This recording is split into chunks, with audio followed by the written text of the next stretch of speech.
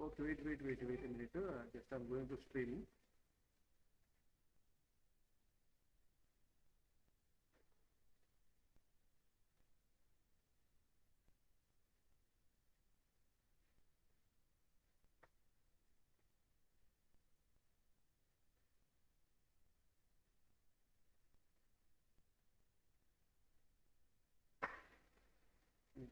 Okay. Start now. You've already. A very good morning to everyone. On behalf of the management of J&J College for Women Tenali, I'm delighted to welcome you all for this two-day international webinar on emerging global order. Before we start the program, I would like to give a few instructions to the participants. Please mute your audio and switch off your video throughout the session to avoid inconvenience. If you have any questions during the presentation, please type them in the question box in your control panel. I will bring them up after the presentation. Thank you for joining us for today's webinar. Let us commence our webinar with a prayer song, seeking God's divine presence.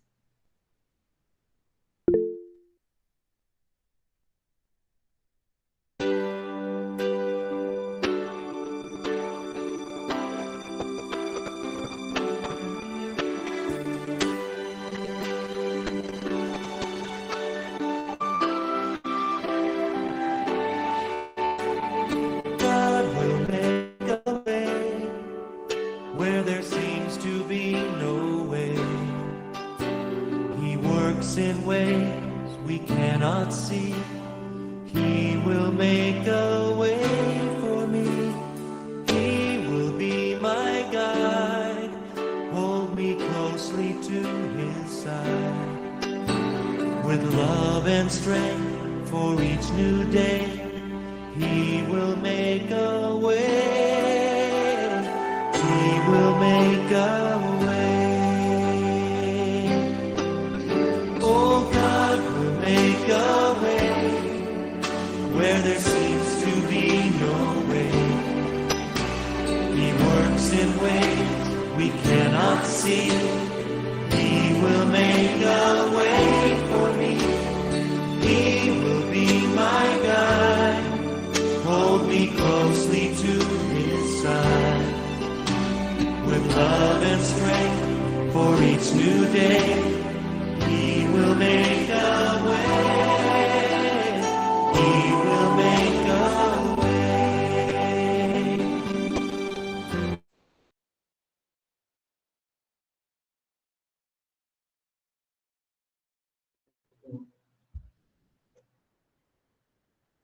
Respected Dr. Sister Teresa Gadi, correspondent of our college, respected Dr. Sister Shiny KP, our principal, today's eminent speakers, Dr.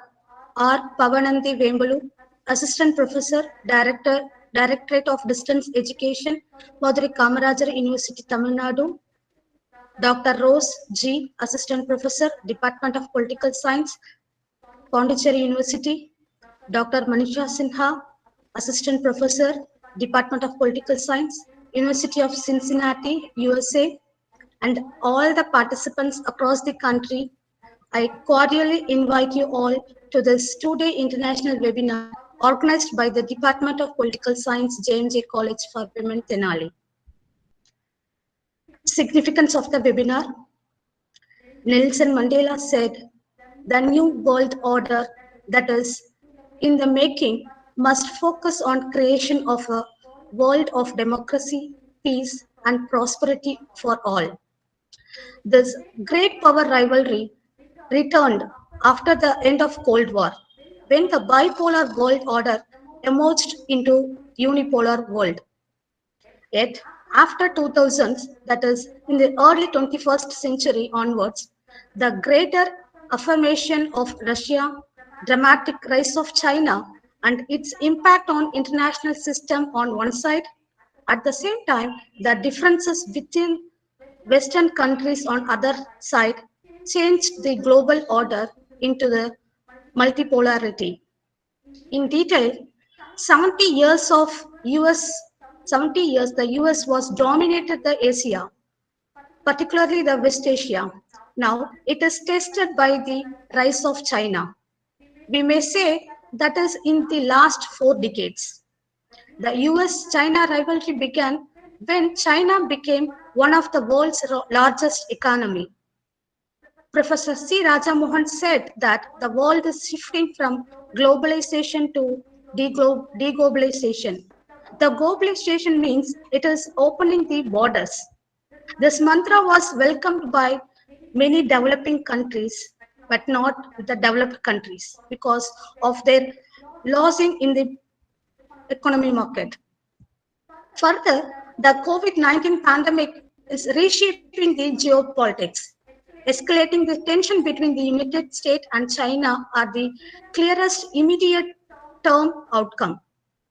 Some scholars observed that neither China nor the United States is positioned to emerge from COVID-19 as a winner in the way that would dramatically shift the balance of the world power in their favor. The economic effects of COVID-19 will increase downward pressure on USA and likely others defense budget as well. The economic globalization and technological transformation are the other important variables which determines the world order, which needs to be discussed in the present scenario. Add on to that, the recent crisis, Afghan issue, where China stand, and in Ukraine issues, China and Russia on one side and USA on other side are the recent issues in Limelight International Studies, Jawaharlal Nehru University, New Delhi. He was awarded PhD in the year 2002. He also got award for Best PhD dissertation by JNU European Union Studies Program and got published under grant from European Commission Brussels. From 2002 to 2003, he worked as a research associate in the Center for American and Western European Studies, JNU, New Delhi. From 2006 to 2007, he was visiting faculty in the Department of Social Work, the American College, Madurai. From 2008 to December 2013, he worked as an assistant professor cum assistant director. But I missed you in presence of that campus and meeting you again. But anyway, we have to cope with the, excuse me, because I'm sorry, that's we have to cope with this kind of your pandemic. And I'm a little bit uneasy on seeing the screen and talking to people because I am a old generation. And then I am cope up with this kind of an meeting people virtually and then this way anyhow. And the second, the uneasiness comes from them, even though that I trained in the IR, international relations field, but over these decades that I completely, it's been around from the other areas in comparative politics and other areas. So since Dr. Punimo asked me again, then it gives me the another opportunity to visit or otherwise revisit my subject discipline of international relations once again. I hope that I am far behind the current scholarships in this area because they're quite completely cut off from these areas, of course, but I try to cope up with that. So in that way that I am so curious about my fellow Jainites who was trained from the SIS to discuss more about on a global order than me, a comparative politics specialist nowadays, because I work on these areas for a political ecology sphere itself. So with these words, that let me move into that topic. It's generally the idea is about just I share my screen.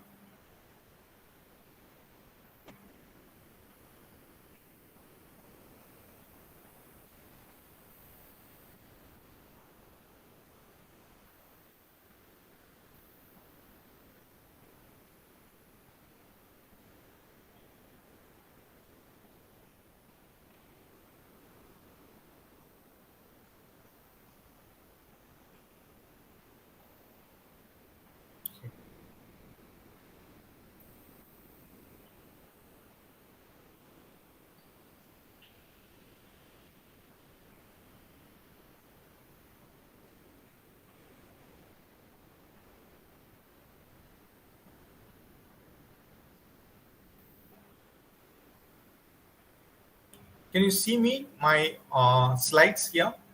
Yes, sir. Okay. Okay, thank you. And it's an award for that. I'm going to discuss with you about the security discourses in new global order. The idea was that Dr. Rose and then another specialist, Sinha from this, they will be discussing a more specialized kind of economic global and then the political orders that is emerging these years. But I'm going to concentrate the idea of, or otherwise we can say, the genealogy of the security studies. It could be a kind of a certain kind of a tone. My entire presentations of my that presentations has some kind of a historical trajectory. How the idea about the very idea of this concept of the security emerged over the centuries. Again, as a political scientist, let me begin again with the Greek area, because both for your political science, that's ancient Greece is these for the genealogical or the starting point. So here itself, you might have heard about this Thucydides and his very famous book about the history of Peloponnesian War. So always there is the security the moment when we think about or we discuss about the security, these two words or the concept war and peace. Yes, something the very layman or the ordinary idea about the conceptions about the security is about to prevent the war and promote the peace. That is their way. That's way. So here the very famous Immanuel Kant's the very famous book, The Perpetual Peace. How we are going to achieve the perpetual peace to avoid the war. So in that way, that always the word or the concept of the security has a genealogical link with these two words, a war and peace. To avoid the war and to have an everlasting peace among them. This is the one idea about this one. The second component is about in a more practical way of Pax and Roman history. That's concept of the empire and the frontier security. The moment when we are going to create or build up a kind of a vast empire, then the boundaries of the empire, the frontier security. Now it gradually shifted from a war and peace discourses to a sort of a frontier security, a security in a geographical sense, not in terms of a philosophical. That's why that I refer to Immanuel Kant's book. It's not in a philosophical kind of a peace, and then it's moved into a realistic concept of a frontier security. So in Julius Caesar's works and a lot more these the Roman Latin works that we can see about the concept of the frontier security, securing your frontiers from the others. So this is the idea then. And next, the major the concept of that security is about. I may refer it as a theology of your security. It's always linked with a theology. Here there was the Holy Roman Empire that you all studied in your that's well familiarized with our European history. There was the Holy Roman Empire. And the Holy Roman Empire, they call it as a Christendom. It's based on the Christian religion. And then they waged a war, that is a holy war with the others. So that's the theological basis of the security here itself. And even we will not be very surprised about even still there is the sort of the theological security it's promoted now as a part of your security studies it's about. Even in India also there is a certain segment of this way we call that Akhanda Bharata or the huge the Hindu Rashtra. These kind of we can see that. Similarly in the Islamic nations, you can see the Islamic states also. So still there is. It's not something. It is a bygone idea of theology linking security with the theology, but still it is its own validity, and this sort of discourse is still continuing across the religious segments, not only particularly about the Christianity. Even we can see about the Islam and other the emerging discourses in India nowadays on the concept of the theology of the security itself. And the last component that I would like to bring to you that's highlight is about the Westphalian state system. So the modern state systems that emerged, apart from these things, after these Westphalian state systems that emerged, with that kind of a state system, and then scholars presumed that the modern state system, the system itself inherently, it is a risk oriented, and therefore that we have to discuss about to avoid that risk of waging a war among the states, that the security, the concept of the security is very essential, and then so that it assumed a very crucial role in that Westphalian system itself. So before moving into this idea of an international relations, that's the modernity, the modern subject field when it emerged. That parallelly we can see it in these other streams of your subject fields, particularly in the sociology. I think these three scholars, that their contributions to the idea of your security is very crucial there. For example, Ulrich Beck, this very famous book, A Risk Society. So he visualized the modern society itself a risk. It is not something, the state system, the modern state system that was the result of the Westphalia. It's not only the state system that is a risk, the structure of the modern society itself is a risk society. When we moved from a traditional society to the modern society, the risk component of the modern society is very much high when we compare to the tribal or other medieval society itself. That was his idea of his argument itself. So here the subtle differences is that we tend to link the security with the concept of the state. So that the moment when we in a political science, when we utter the word security, means it's always linked with the state concept. I will come this point in later. But here itself, these three, the sociologists, they argued that the very society itself is a risk. It's not something, it's the state as such one.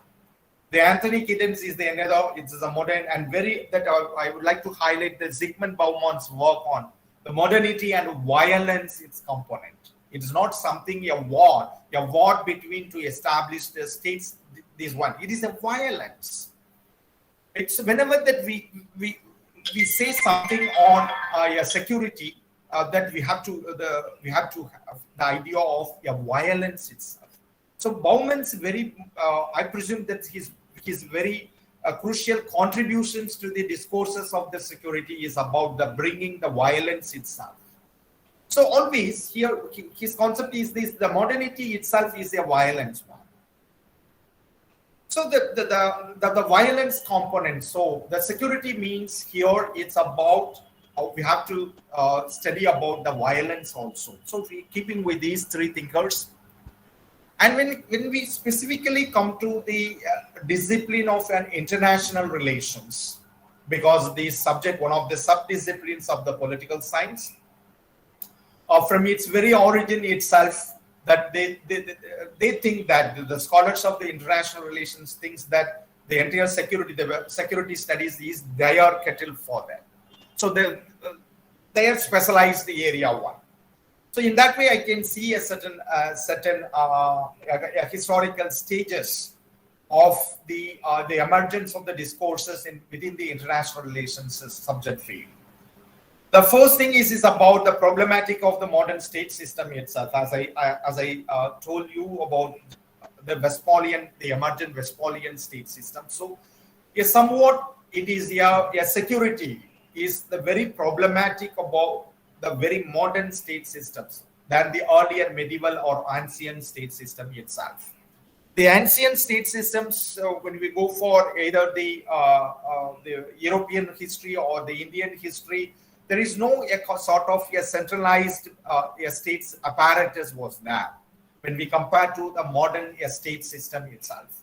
So when the moment the historical moment when we entered into the modern state systems, then obviously that we stepped into a sort of insecurity itself, or otherwise the violence, to use this Zygmunt Bauman's words, violence. So there is a one way of problematicing a modern state systems itself within the, as a discourse of security studies within this one. The another the stages of the emergences of the nation state itself. It's not only the state system per se, but the transformation of the state, a modern state, into a one particular form that we call as a nation state. That the linking of the concept of the nation with the state one. So for each nation having its own state, this is the idea about that. So the emergence of the modern nation state that contributed a lot to the insecurity or the security discourses they were. And similarly within the empire building and the colonial state, the expansion of the in the post-Columbian global system, where the European states system that expanded into the or superimposed on the rest of the world. That's the meaning of the empire building exercise of the European states, major states, and their it's not only the nation state in the Europe, it is the colonial state also. The state that they established, they created in the colonies also. That sort of a colonial state system also contributed a sort of the emergence of your specific discourses on your security studies.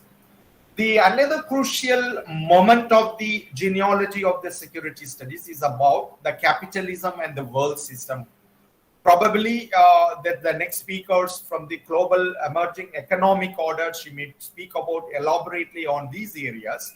But here the idea is about the character of the capitalism itself. It's inherently, it poses a sort of a security threat or the security violence system itself. So to come out of this world system theory, that we have to have a specialized sort of security parameters to engage with that capitalism. So this is the another idea. And the another last component is about the imperialism and political economy of the security. So the concept of the imperialism and the political economy here, the concept of about the economic imbalances or structures that is inherent in the world systems. The Emmanuel Wallerstein's very interesting book, The World Systems Theory, that these are all. So the imperialism and the political economy of the security, this is the another crucial stages in the emergence of the security discourses there were. And let me come to the very specific moments of your theory building on security in the IR, I suppose. It is the very crucial certain kind of your moments in the history of the IR studies itself. As you know very well about the idealism, it's similar with this, as I mentioned, Immanuel Kant's work. That means the war and peace, the idea to avoid the war and then promote the peace. So that's the security studies it's sort of a more on a moral tone. I call it as a moral tone. Inherently, it has its a moral. So that's why that you can see in the writings of Woodrow Wilson's, is in his 14-point charters and all. So this sort of this way that's engaging a security discourse in your moral platforms that's the kind point.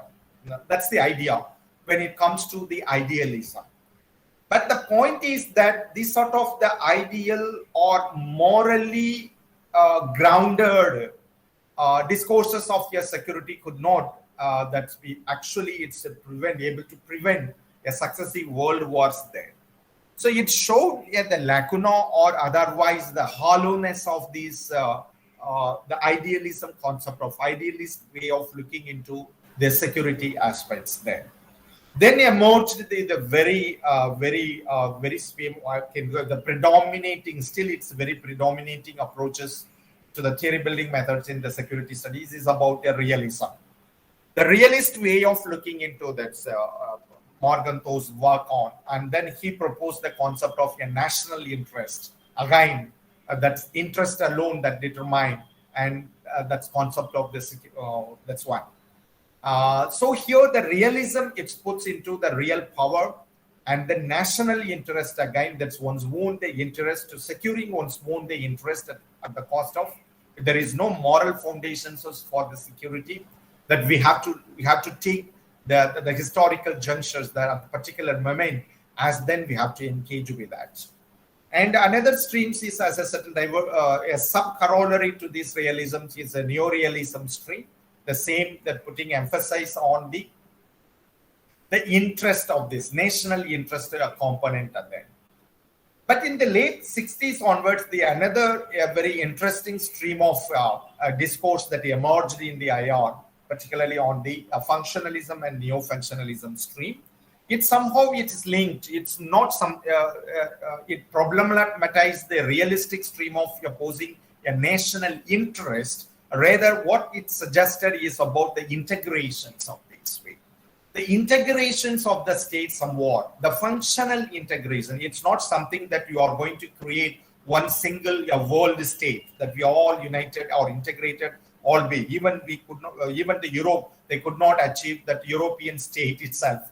The European Union only that could be possible for them, not the overarching the European state itself. But the idea is not something, it's integrating the functional integrations. We can slowly, that functionally we will integrate to them. That means the best example of this this theoretical building is about this European European economic community. Then later it transformed into a European Union. Here the idea is about somewhat moving into a post-national state structure, but at the same time we could not get rid of that entire the nation state structure itself. So we have to integrate them, functionally that integrate them. That's why that here assumed more on economic aspects of bringing a coal and steel community and bringing a common market itself, a preferential treatment for these markets. So these are all a sort of these methods avoiding. That's why here we see the soft or the hard power. That's the difference here. It's not bringing the hardcore, the security or state structures into here.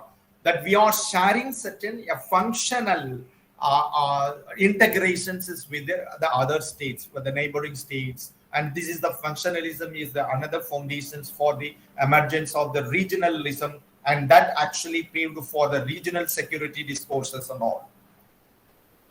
So come to this certain another conceptual ideas is about it. It is about the balance of power.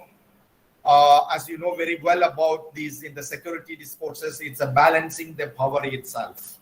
So in the 1815, the Vienna Congress that you might have read on the Vienna Congress's engagements about these the concept of the emergence of the balance of power in there, how you have to balance the powers.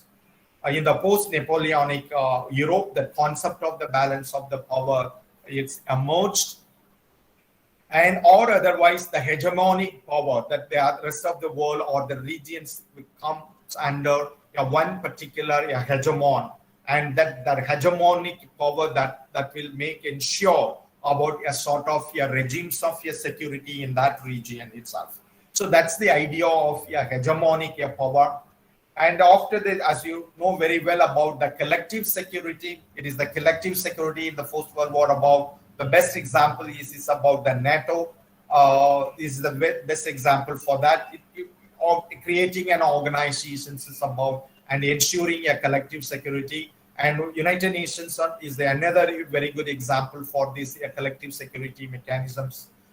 So the last component in the theory building of exercise of the security studies, the another most important module for that one is about the nuclear security itself.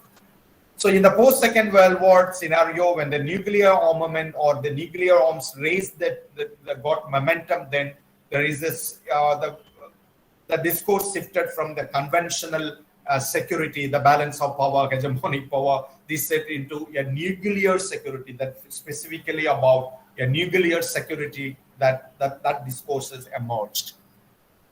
And when come to these the globalizations and the security discourses here, after the globalizations, these three important, crucial, the ideas or the concepts that I can see that in the literatures about these security studies itself. One is about the very oldest one is about the geopolitical component, the geographical or the component that determines is the political the area.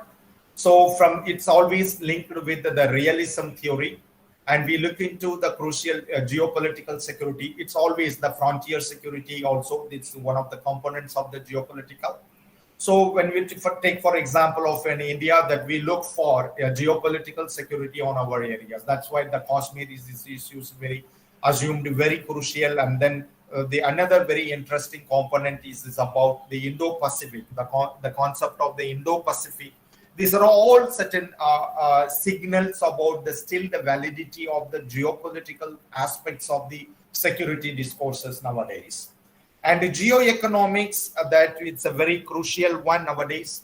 It's about with the emergence of the China's and his roads, and then that component linked with, and then the belt and roads, and then these components of the China's, again it gives a kind of reinvigorated sort of discourses on geoeconomic this one. And the geocultural, the component is about the cultural aspect of here. Earlier I discussed with you on the theological basis of, or otherwise the religion and then security aspects. Nowadays that we look into the globe into certain pockets or regions of the cultural pockets, or demarcating them into a religious, the overarching religious zones. The best word to use this, it is a religious zones of religions. So and visualizing, and then visualize. I think what we call, let's say, the conflict between these religions, and then that poses a sort of an insecurity, and that gives that lens. Again, the world discourses of the theological discourses of security once again here. And the globalization context, another one is about the terrorism, the statelessness on the terrorism, the non-state terrorism. Terrorisms need not always link with the religious terrorisms. It's all sort of localized terrorisms that pose, because nowadays the migrations, the movement is very that pose very, not only the global terrorism concept, it's localized. Each locality that pose their sort of your pockets of your terrorism. And that pockets of your terrorism gives the lens a different sort of your security discourses there. And the another very interesting large, nowadays it's a very interesting area, emerging area in the discourse security studies, is about the energy security. The energy is the very component to ensure nowadays the build-up in between these Russia and Ukraine. That's scholars they interpret it into a sort of the energy conflicts, the energy security components. So always from the Gulf War onwards, and then frequently we can see about how the concept of the energy or the idea of the energy security gives a different sort of discourses or structures, the international systems nowadays there. And finally, in this area, climate change and environmental security, this is the global security itself. It's not something, the security is in the domains of the nation state itself. It's moved beyond the domain of the nation state, and it has assumed a kind of a global nature. The best idea is climate change, how the climate change poses a threat to the global threat, on how we are going to address it not within the national state or otherwise the very bold or conventional discourses on your security. So the environmental security requires a different sort of an engagement at the global level. But still at the global summit, we can see the engagement of the nation state itself. In the last global summits, the developed or the emerging developed countries and the developed countries, there is sort of divisions or there is no consensus emerged on these areas. So that is the very challenges for that.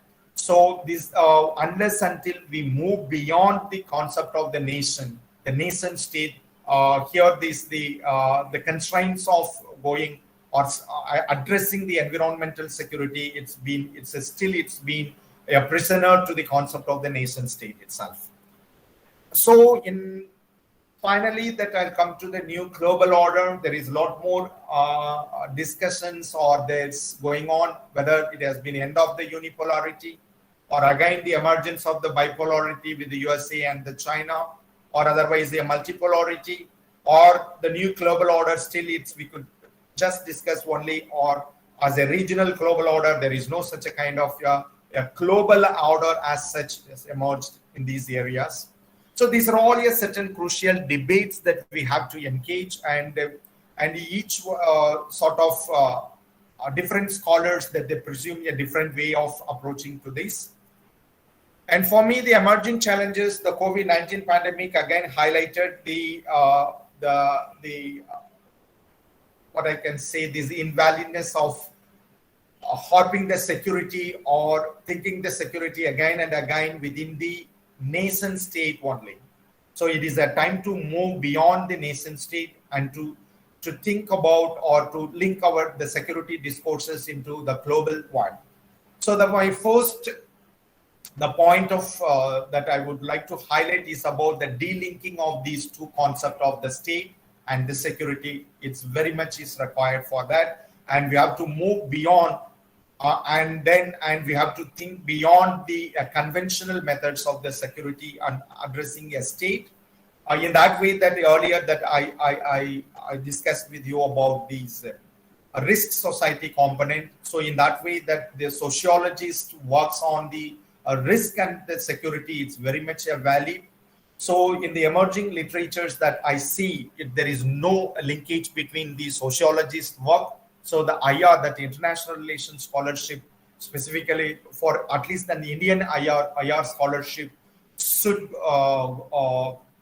make use of that the sociological literatures and theories, and then they should bring the idea of about the risk component of the society and security component, and that the IR, that the international relations field, should incorporate that streams of your theory building into its discipline. Then only we can expand or catch hold of the reality, the real situations at the ground itself.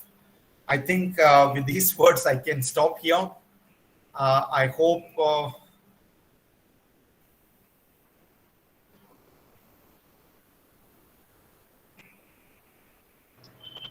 Yes, sir.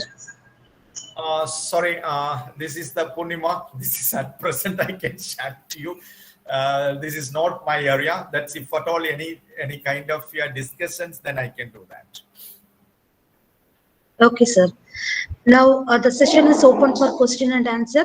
If you have any question, please type it, or you can ask directly one by one.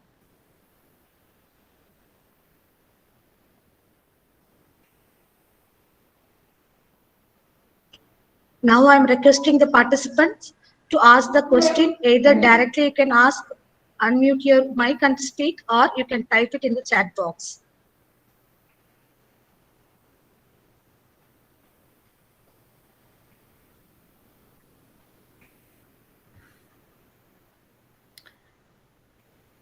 Hello, everybody. Hello. Hi, thank you for the wonderful presentation, Dr. Wemblu.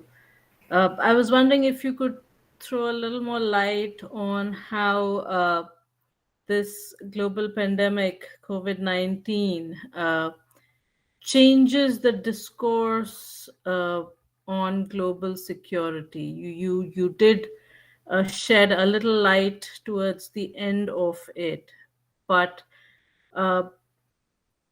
is this event going to fundamentally change the nature of security as we understand in international relations, because the conventional threats still remain. We have a situation in Ukraine where Russia has ordered troops in there, so the conventional threats still remain, but we have new kinds of threats emerging in the form of uh, pandemics, climate change. So, what is the impact of these new threats on the conventional areas or the conventional threats to security that have dominated the discourse until now? I hope you got my question. Okay. In the post-pandemic kind of see this that how it the again that we are in a very crucial moment in this way. That's how this in the post-pandemic area, global order, how it's going to emerge, whether it's going to be really a sort of a bipolar a world order again, once again, with this China. This is the major. So here in India, the most established, both in the government establishment as well as in the academic establishments, when you read their writings on these one, and then the emergence of the concept of the Indo-Pacific itself, and then I think that we are moving towards, or at least in our theoretical aspect only, that again we are moving into a bipolar concept of these one.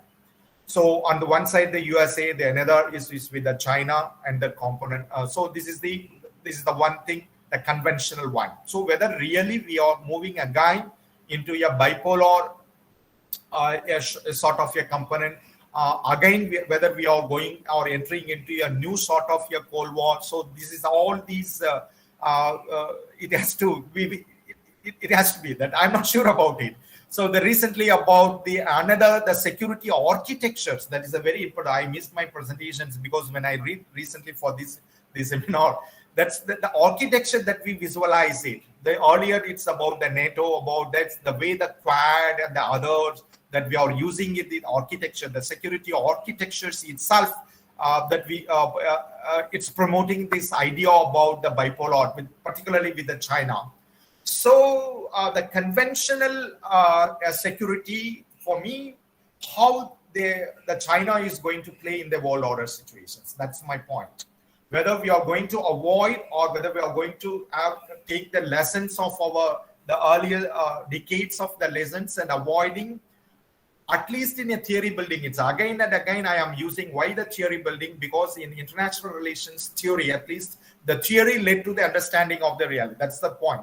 So the way that you construct the theory, it's not the way the other way around, because in another disciplines of the political science streams, there is the different way. But unfortunately, in the international relations theory, in international, the very subject field, the history of the international relations itself, it's something, it's about based on one particular point of view, whether it is a class of civilizations, that the umpteen number of very catchy words of jargons, and then put it into this way that the theory building actually, within the glass of the theory building, theories only, they looked into the reality. That's the way.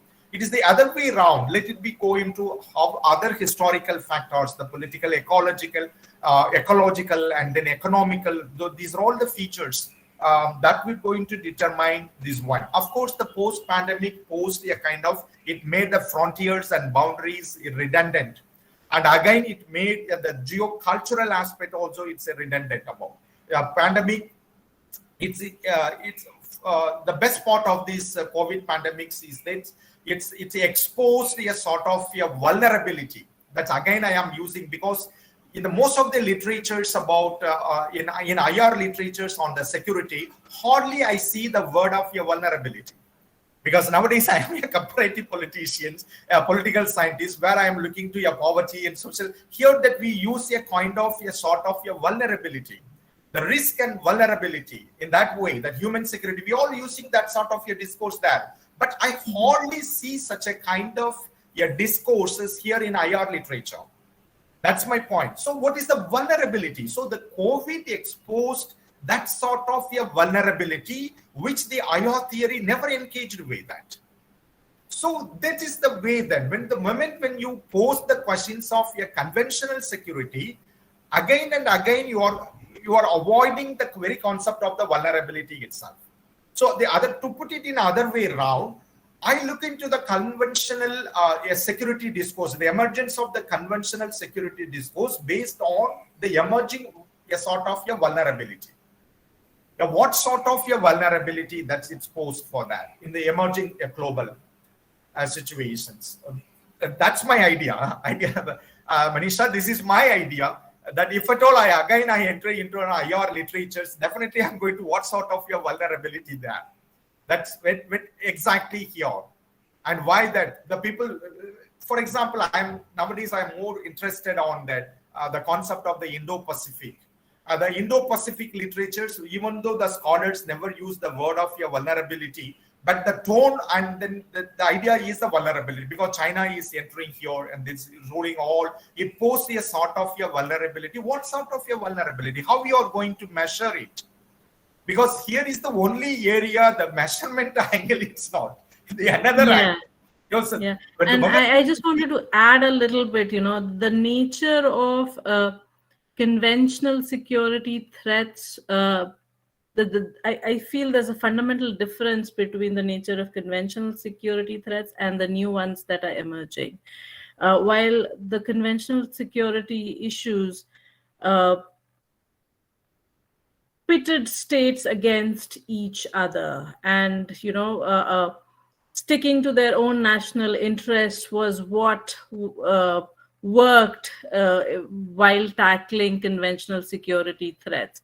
But the nature of these newer security threats in the form of climate change or this global pandemic is such that even though it appears that it makes sense for states to bolster their own economic systems to be able to deal with them on their own, the nature and scale of these threats is such that it makes cooperation imperative. Without states coming together to address these threats, they're not going to go away. So that was just something which I thought was a fundamental difference between these two conventional and new emerging threats that we have today, and just wanted to share that insight with everybody. No, here the point another that I missed in my presentations also, that when you say a conventional security, we always tend to presume it as a nation state itself. So in IR literatures, the security and nation state, this is the two. So we cannot imagine the security beyond the nation state idea. So the national concept. But the point, say for example, nowadays it is not something a nation state as such. I look into it as a developmental state. The way the China, we cannot say that China is a nation state. It's a kind of a developmental. Each state assumed the developmental. So the very idea about the developmental state, the nature of the developmental state posed a different sort of a security engagement nowadays, even in a conventional segment. It is not something for a national, a flowery notions of a national interest. It's not something. They are very clear in terms. It is a development only, the developmental state only. So in a theory, at least in a theoretical premises, as far as the conventional security is concerned, discourse is concerned, it should come out of the world, that idea of a nation state, and it should move into the idea of a development state. When we come to even the climate change and environmental security and all, the idea of the development actually determines its the development itself, the development within that region, within that way. That actually determined the notions or the ideas of the security. That's my point with you. Otherwise, yeah, thank you so much. Yeah, good morning, Pavananthi sir. Yes, good morning. This is Dr. Subbarao from Tamil Nadu National University, sir, Trichy. Yeah. Hello, sir. How do you do, sir? Yes, sir, it's clear, sir. Yeah. Sir, since the topic is emerging global order, I wanted to raise a small query on that. In the given situation, a balance of power, neither balance of power nor collective security seems to be, if it doesn't seem to be effective. And what is the way out for the world humanity to survive themselves in the midst of this hegemonistic politics and dominating politics among the nation states, sir? Okay. I think the inadequacies of the security discourses within the IR, that's again and again that I am highlighting. My point of engagement with the IR literatures is only the very idea of the security, and then the concept or the theories that they are building to engage with that security, whether it is a balance of power or a collective security and all this way. My point of this, that's my critique on this kind of a discourse is exactly on again I am saying about the nation state itself, presuming it is with a national boundary, nation state, and again so the first requirement or preconditions to move our discourses into a the new emerging, otherwise new paradigm of the security is about first we should all come out with that notions of the nation state. The globalizations itself, it gives a very good opportunity about we are moving into a post-national community that we are using at community one. So in that concept that I am very much interested about the experiment of the European Union. So once the very successive, when you look into the history of the Europe, we can see that very successive wars and the way how the societies suffered by wars. But now these years they have established a certain solid peaceful situations over there, and that's because of that methods of the functional networking, of bringing people beyond the borders and putting them and networking them. That's what it's in the functional networking and functionalism. So in that way that I look into of creating a web of that kind of an integrations, how that we could succeed. It's not merely by regional integrations alone or regional integrations, organization like SAARC or ASEAN like this. So we have to venture into a more imaginative only. And second thing, it is about we have to discuss, because this is the one and only area or a discipline field where we hardly come across a concept of a justice also. So as a political scientist, what I look forward is about linking that security concept with the justice. So in that way that we can move beyond or the limitations of the security studies about the balancing of the power and all. So from moving from power to justice, that's my argument. That my entering into the concept or otherwise kindling this critical engagement with the security, I'll see this one of the ways is about bringing the concept of your justice, not the peace in the security discourses. It is about the justice again into the security discourses. Well, yes, sir, on this, sir. But justice seems to be very far away. Means international law, how far the states are respecting international law, we could able to see that on many occasions. You see, even the present Russian aggression against Ukraine is against international law. Means when the might is right, that rule prevails in international society. How do we look for justice in international system?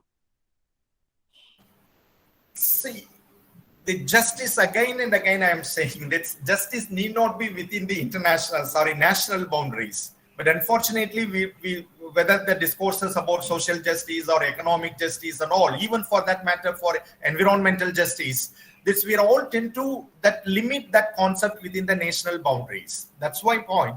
That this is the moment that the pandemic has given a very good opportunity that we have to that move beyond the conventional or otherwise the traditional methods of engaging a security And the notions of or the ideas of justice could be the one of the ways that where we can engage it upon.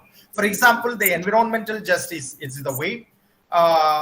So that could be the one of the areas that we could engage with that. And of course, I agree with the hardcore, the realistic notions still dominating in the literatures and still structures our entire notions about the security. But in the context of the post-COVID, again and again, I am saying it's the context of the post-COVID, there is an opportunity to engage with and move beyond these notions of your security, the conventional notions of the security, national interest, and then we move into the concept of the vulnerability. How we have to pose the vulnerable concept, how it's going to create the vulnerability across the borders, across the nation states, and we have to highlight. And by addressing or by bringing the concept of the justice, then I hope that we can come out of that jigsaw situations then. Thank you, Vanand, sir. Thank you, organizers, for giving me this opportunity. Thank you, madam.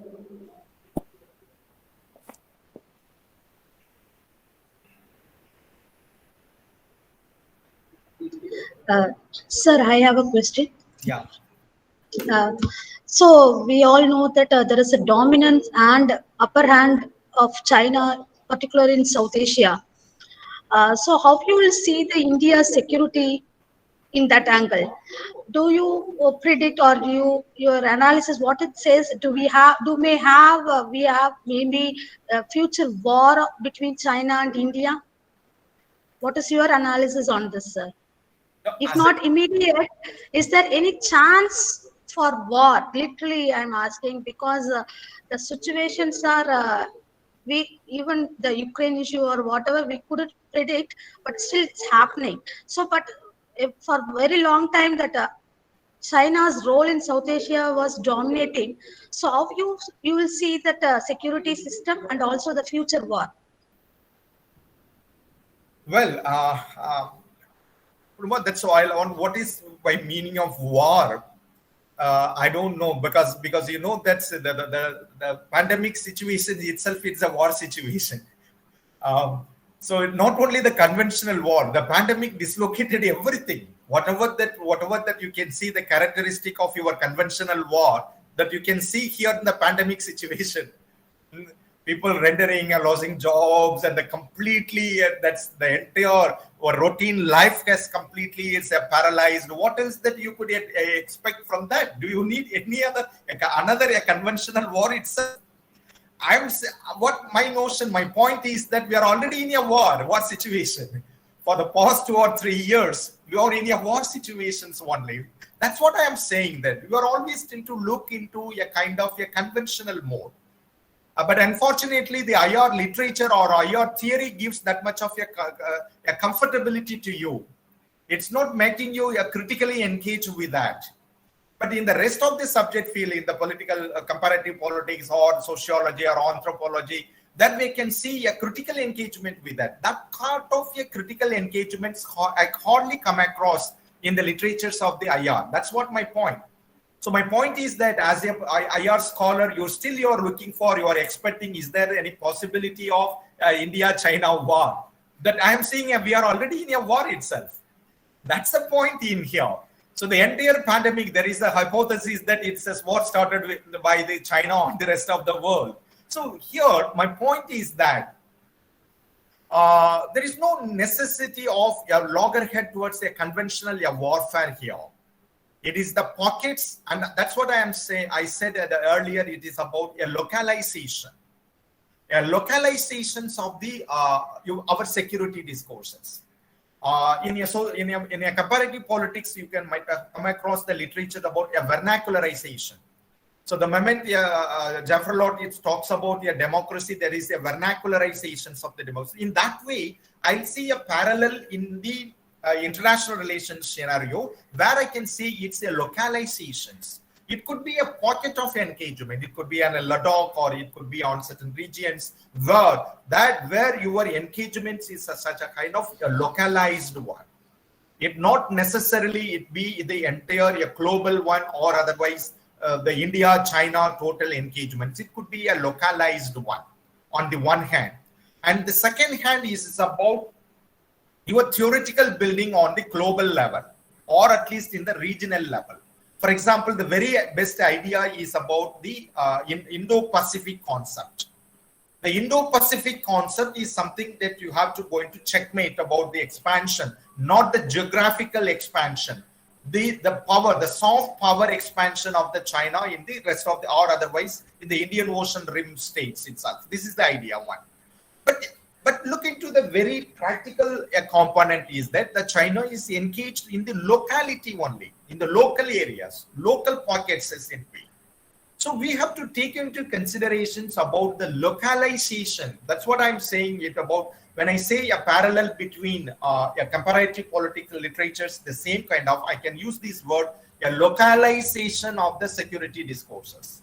It's not something a overarching, a global security discourses. It is not possible in the post-pandemic situation or the emerging global order. Maybe the order that we can say in a global, but the security discourses has to be at the localized level. The localization of the security. That's what I mean by this way. Whether I'm giving you an answer or not, but absolutely for your point, we are already in a war. So we are in the war situation. It is in the localized one. That's my point. Yes, sir. Thank you, sir. I totally agree with your answer, sir. Yes. And could you please tell me about the role of the international institutions, whether they are playing their role in the correct way? So when it comes to the regimes of the security, there is the frequent concept that they use, the regimes of the historic idea. What could be the idea of your balance of power and collective security? These are all a regime concept, the regimes of your security studies. This is the what I call a foundational concept that gives a sort of a security architectures for that. For example, the collective security, the idea is about the United Nations, even the very institutional, the rationale for we having a security council itself. It is about the collective security, as you know very well about how far that the UN Security Council have failed over these years. Similarly, the another regional security architectures like NATO and all these one. So these are all based on a collective security, and then visualizing one particular or a sort of a very visible sort of an enemy. So the friend and enemy, the foe and friend, it is the concept of that geopolitical concept, how far it is going to be useful in explaining our post-pandemic situations. I have my own doubts. Whether they are still that the geopolitical concept of the very famous the geopoliticians, the theoreticians of the geopolitics, Carl Smith, his very famous book is about a friendship. It's the concept of the political where he narrates itself as a friend and enemy concept. So when you visualize the new the global order in the lens or in the prism of the friend and enemy sort of a way, the moment when you say it is a collective security or the balance of the power, the components, you need a sort of enemy itself. We have to structure a very concrete enemy for you to engage with that. But my point here is that we have moved out of that historical juncture. Your enemy need not always be a one particular enemy. It's a very concrete enemy for that. It has become a porous one. Our existence has become a porous. It is a fluid concept. It's a fluid that we have to emerge, or we have to think about our security components in tandem with this sort of a porousness in that concept. So what I look for is about the international security architecture. I use this word and architectures. It's a very deliberately. It is need not necessarily a sort of one particular conventional sort of an institutions like a SARC or ASEAN or NATO for that matter. Not necessarily for that one. It could be. It could also be a kind of a diverse kind of a way, which gives or which taken into these the room for the idea of the porousness for that. The porousness that I means, it is not something its way. The huge sort of your migrations, illegal your human trafficking is happening.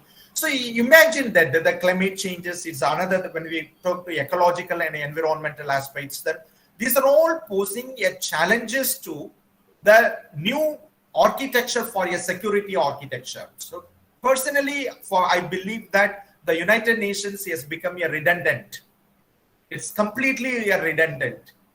So that we have to go for, that is the challenges. One of the very fertile land for the IR theorists is about imagining these sort of institutional structures. So in there, you see a lot more in a sociological literatures, there is a lot more theoretical engagement with the sort of your family itself. Because nowadays, with all the structure of the family is changed these, and they are studying how that the different sort of institutional mechanism. For that matter, the family, the societal institutions like family and religious institutions, take for example. But here in IR literatures, that we hardly see or we hardly sense such a kind of an necessity for imagining a different sort of an institutional background. So that gives, as a European Union specialist, it gives the European Union gives that sense of an attraction, or otherwise, that's why very famous a book on the Europe. It's a postmodern institution for or post-national, postmodern institutional for a setup for people. So in that way, the European Union could be a best, or otherwise, starting with, we can start with that. That could idea for me. If you ask me very clear, concretely, I would rather say that how best that the Europeans succeeded of creating the European Union, that we have to do at the global level.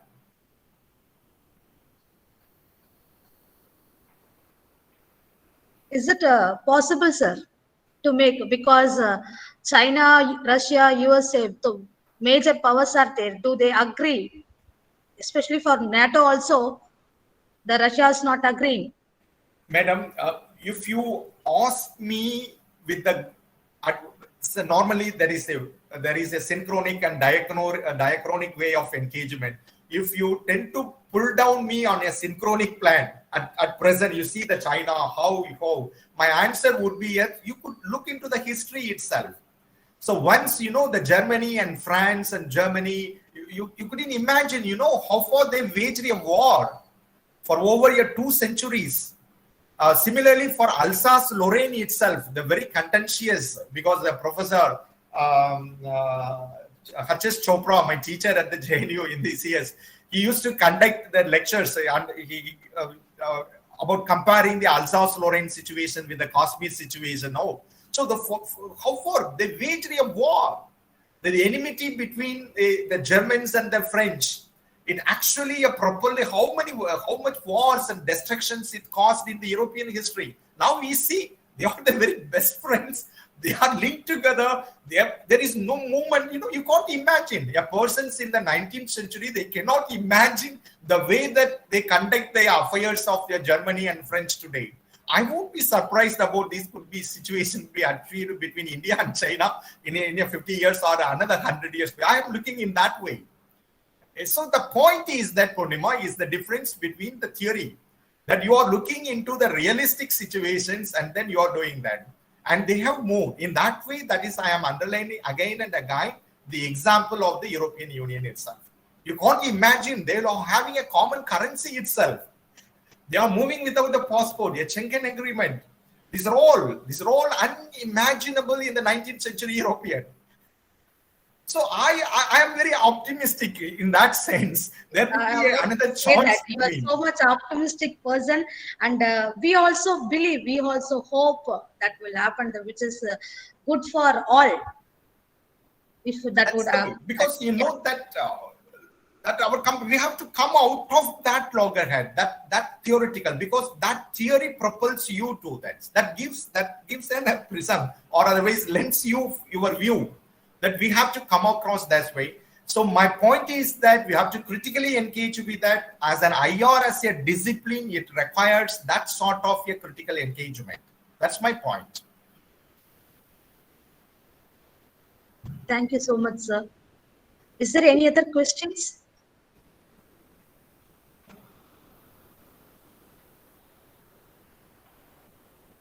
Sir, there is one question posted by M. Satish. What is security studies in international relation? So, Yes. Yeah, that's what that I traced the amount of security studies. It means it is a security at present in international relations. The security study means the securing a nation state. It's a boundary, a geographical boundary at first. It's a frontier, securing their frontiers and securing their national interest. Whatever it is, a very umbrella term, a national interest. Whatever that's national interest that you can annexing the neighboring a country also, if it comes into the national interest, then that you can wage a war. Such a kind of your notion that nowadays the IR gives. The point is that the security studies, it means securing your geographical boundaries and securing your economic and other strategic interest for you, and nowadays ensuring your energy supplies, and then ensuring your natural resources, and then ensuring your market also. So these are all traditional methods of engaging with the idea of your security in international relations.